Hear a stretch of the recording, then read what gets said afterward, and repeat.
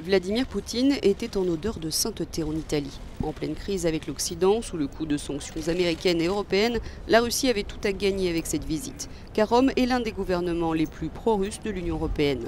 Le président russe n'a donc pas manqué de prôner une amélioration des relations avec les 28 et de remercier le Premier ministre Giuseppe Conte pour ses efforts en ce sens.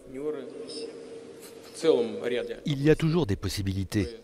Nous avons des partenaires naturels dans de nombreuses zones avec qui nous sommes proches géographiquement. Nous partageons un modèle de civilisation.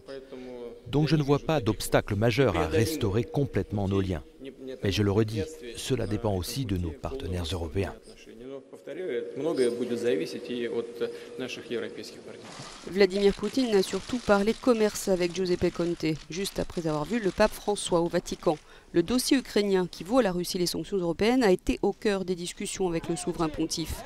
Et plus d'une centaine de manifestants attendaient le président russe de pied ferme à Rome, dénonçant l'annexion de la Crimée en 2014 et les violences dans l'est du Donbass. Il est impossible qu'il y ait une guerre au XXIe siècle, que le monde prétende ne pas voir.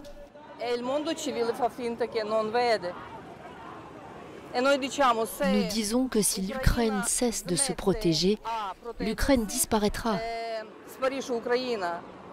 Si Poutine et l'armée russe cessent de tuer, la guerre prendra fin. C'est très simple. En 5 ans, le conflit en Ukraine a causé la mort de 3000 personnes et fait environ 1,5 million de déplacés.